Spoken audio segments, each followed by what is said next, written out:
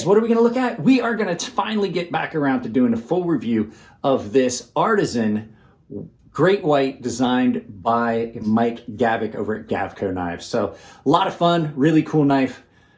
You guys know what time it is. Turn down the volume because here comes a little bit of music.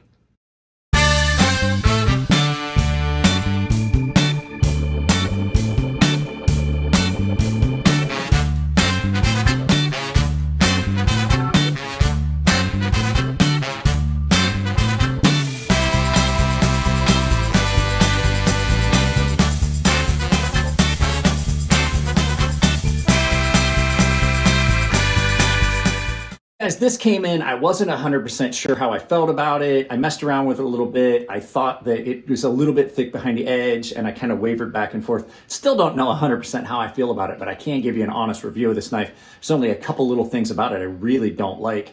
And I've decided after I dropped it, knocked the tip off of it, had to do some repair, I probably will not do this as a giveaway right now until I can see about getting some of those little issues taken care of. So don't want to make this take too long. Let's turn it around. We'll take a look at it from above. We'll get some spec. We'll get some weights. We'll go through the things I do and don't like about it. And we'll do a full review. So you guys know. Let's turn it around. Take a look at it from above. All right, guys. This is the Artisan Cutlery Great White Gavko collab designed by Mike Gavko over at Gavko Knives, done by Artisan. This thing is done really well. I enjoy having this around. It hits all those little giggly kid buttons like Mall Ninja shit. So oops, I cursed it. I cursed it in the video. I try not to curse in videos, guys. I apologize. So what were we looking at here? Let's get the specs out of the way. Looking at an overall length of 8.45 inches. Now, this might be a little bit shorter than that because I actually did drop it and knock the tip off of it, which is why I'm debating actually doing it as a giveaway. So blade length on this, 3.79 inches. It's done in S35 VN.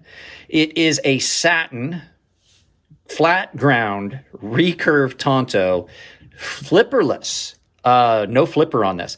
Blade stock thickness that they have listed on this is 0.15. Let's go ahead and get the calipers and take a look at it. 0.15. Guys, we are coming in right about, let me get all the way on it, 0.150. 1505. Pretty much 1505 is as close as you're going to get to. Let's zero this back out because I screwed it up. Let's go ahead and look at some behind the edge thickness. Now I'm going to tell you, this is not as thin behind the edge as most Gavkos. It's not horrible, but it also is way thicker than I was kind of expecting. 0.032 there. Let's look at the front. 0.0. I'm not quite behind the edge. 0.0. Still not. There we go. 0.0345. It's not super thin behind the edge, but it is also not very thick. That's not a real thick knife. It's just in a medium, I'd say Goldilocks zone. Handles on this, 4.66 inches. They are kind of a thin cut on these, but they are done in gray titanium that has a heavy stone wash that I am digging. It gives it a really good look. It is a frame lock, titanium frame lock, with a tie pocket clip that is tip up only right side. Now, I will say something about this pocket clip in a little bit. Let's get the final spec out of the way. Let's bring the scale in. Apologize for any background noise. People live here. I apologize. So weight on this, they've got listed at 4.06 ounces. Let's go ahead and bring the scale in and take a good look at that. Let's go ahead and take a look at the weight on this. So they've got, like I said, 4.06 ounces is what they've got it listed at. I imagine this could come in right about 4 ounces. 4 1/8, you know, that's not too far off. In grams, they have it listed as 115. We did grams on a knife the other day where they had the grams listed, and this thing came right in on it. So 115. 116, fairly close on that. Let's go ahead and get this scale out of the way. We got all the specs out of the way. Let's take a look. This is a very attractive, very striking, very well executed knife.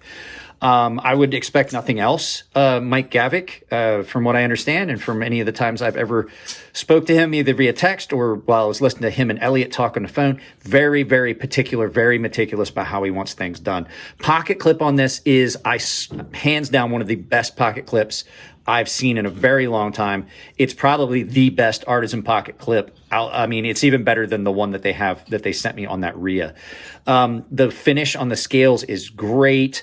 This thing is really, really nicely done. Action on it is nuts. Now, like I said, I did not purchase this knife. This was sent to me by Artisan Cutlery.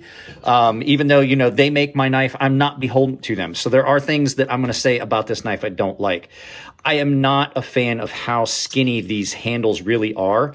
They are not horrible. You can definitely feel that they are skinny. They're not horrible. They definitely should have scalloped this out a little bit. Access to that lock bar is pretty, like you gotta try. Like I have to really try because it's a narrow knife, narrow opening. If you've got big hands, big fingers, you may have some problems getting in on that. Other than that, really, I'm not seeing any issues with it. I do wish that the grind was a little thinner behind the edge. Saying that though, I will tell you, it doesn't feel like I felt it. I was like, it just doesn't feel sharp. You do a paper cut test and it cuts fine. I got a piece of notebook paper here. Usually I'll use something thinner. It cuts really well. I don't feel any transitions or hiccups on that Tonto. I did have to sharpen this because I did knock the tip off of it. But as far as cutting, everything I've cut with it, it has cut really well. It's got some really attractive striking lines. You've got that big harpoon up there. You can get on it. I do have to say that not having a flipper tab, I've heard, you know, Nick Shabazz talks about the pocket pecker. I love flipper tabs. I like having them, and there's a couple reasons for it. It gives you a finger guard. This kind of has one built in, and you do have that ample choil forward. But when closing a knife, this, like if you don't have your finger there, like say you're down here, you could cut yourself. Like I've got myself on the thumbnail a couple times closing this where it'll just kind of drop down onto my thumb. I don't have a problem with it. It doesn't really bother me, but I will say that there's probably going to be people that cut themselves on the point of that because they've gotten used to having a flipper with a flipper tab. And when you look at the action, how free the action is on this, it's awesome. Now, I did take this apart just to look around. Oh, wanted to mention it. Centered, dead center on this knife. I don't know if I've ever seen a knife like this that does this before. I've never seen one before. I took it apart. I'm not going to do it for you. I just wanted to see the bearings that were in it. And the bearing races, and you can see this did get carried a lot. It's pretty dirty. But I wanted to make sure that I gave it a fair shot for everything and put my lube on it that I prefer as opposed to what might have been on it. But when I took it apart, there's a Teflon washer underneath this screw, but there was no Loctite. I did not Loctite this, and I have had nothing walk on me as far as like pivot looseness, pivot screw, or anything. I did not re-Loctite it just because I wanted to see. I gave it a lot of flicks. It's a lot of fun to play with. And I did not see that move. So I don't know if that's something they did to try and prevent the screws from coming loose. I have not asked Russell yet. But it is kind of cool. I took it up and there's like a Teflon or a nylon washer underneath each side screw. And I was like, well, that's interesting. The bearings on it are all ceramic and they're done really well. Let me see. Can I zoom in? Can you see? You have a little bit. I do like knives that have bearings where there's that gap where you can see in between, because that tells me when this knife gets dirty, instead of needing to take it all the way apart, I can take this knife and I can put it under the sink and I can wash it all and wash out a lot of the grit. And then just without even taking it back apart, I can put a drop of oil on either side, then work it a little bit and it's fine. I'm telling you guys, the action on this, if you haven't felt one, is buttery smooth. It is great. So other than those couple little things, there's no real hot spots on it. It feels a little skinny in hand, but it doesn't feel like it's going to roll. So I'm kind of conflicted on how skinny it feels. While it feels skinny and it feels unusual in hand to me compared to a lot of knives that I carry, which have much more substantial handle material on them and more traditional style handles, while it feels unusual, it doesn't feel... How do I explain this? It does not feel as though it's unstable in my hand. It just feels odd. It just feels a little different. So all in all, I'm really digging it. This might wind up being a giveaway at some point, but right now I really like having it. It's the first knife in a while that I've had come in that was something that just wasn't immediately for review. I think the last one was a Sirius. And so, like I said, even though this knife did come from a company, it does not get a glowing review just because it came in from a company that I work with. This would have gotten a bad review. I don't do them very often. I try to find the nice thing about these knives. So The only other thing I would say, price point on this, I think this price point on this is kind of in line, but it is still pricey. Oh, one other thing I want to mention. This, I think this is a prototype. It does have some grind inconsistencies, and I do need to touch the edge up. This edge has not been finished on it. This edge needs to be finished. I just wanted to get the video up. I was in the process of resharpening it. The grind was a little inconsistent in some spots. It had some low spots, but like I said, still was sharp. It's just needing to have some final sharpening done on it.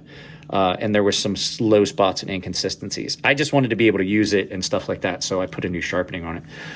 But I was back to the price. Price point on this is in line with what you're getting, but it is kind of pricey. This is $199.99 on Knife Center. I do know, though, however, if you like this, there is another version coming that's in micarta, and it's going to be the same knife profile. It's just going to be in micarta with, I can't remember what steel, but it's going to be on White Mountain knives. It's going to be significantly less expensive. So all around, really good knife. This isn't like a work knife. This is more of a novelty, fun, aesthetic thing.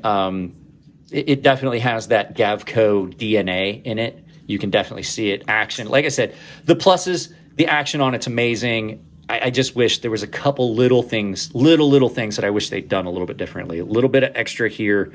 I don't think if you put a flipper tab on this, that would be as good. I think this needs to be left like this, but just a little more access to that. And then a little bit thinner behind the edge would have been great. So that would be, for me, that would make it perfect if they could just take care of those little things and a little bit of edge grind consistency. But like I said, I believe this was a production prototype, so I can be a little forgiving. I have another Artisan production prototype here from Cerberus Knives that we're going to look at here in the next few days. So, all right, guys, when I like a knife, it always gets expanded, and the videos wind up being long. So let's try and get this done. Let's turn this around, do some final thoughts, and let's all get back about our business. And I will see you guys on the other side of the camera. So guys, like I said, the only real things I don't like about it, it kind of feels a little thick behind the edge, and then there's just not a real good access to the lock bar because it hasn't been scalloped out. Everything else about it seems pretty good. Weight, all that stuff is great. Carries really well. And it's actually not too uncomfortable in hand. So that's about it on this one, guys. If you like the videos, give them a thumbs up. If you don't like them, give them a thumbs down. Please try to tell me why. And that includes if you want me to change time frame, if you want me to do things like release videos at different times so that you have better access to them, if you want me to start the premieres back up, all those things. So any of those things you want, you can drop all that stuff in the comments section below. And I do read the comments. I very rarely answer comments these days, but I definitely do read them. If you guys do want to support the channel, there's a lot of ways you can do it. The best way is just to like, share, subscribe, drop a comment, share the videos with people you think would like them. It helps push channels up the algorithm. If you do want to support the channels financially, you can join the other 51 or 52 people that already are doing it. You can join my membership. It gets you early access to some videos, exclusive content, exclusive sharpening tutorial series for the premium tier guys, and you save $5 per knife off my sharpening service. So, and you also have access to a chat server on Gilded. Other ways you can do it, I have affiliate links down below on Amazon and different vendors. Anything you purchase through those affiliate links, I get a little bit of the cash at checkout, and it doesn't cost you anything. And the final way is I have a merchandise store on Ember Shirt Co., where you can purchase merchandise with my logos on it, drawings of my knives, things like that. Anything you purchase on there, I get a portion of it as well. And I've set you up a coupon code that works anywhere on Ember Shirt Co. And that coupon code is CrazySharp, capital C, capital S, CrazySharp, saves you 10% at checkout. And if you send me a picture of you wearing my merchandise, I will put them in a video. Guys, that's it. I love y'all. Keep it clean in the comment section. It makes it easier to moderate the channel. If it's your birthday, happy birthday. And I will see you in the next video.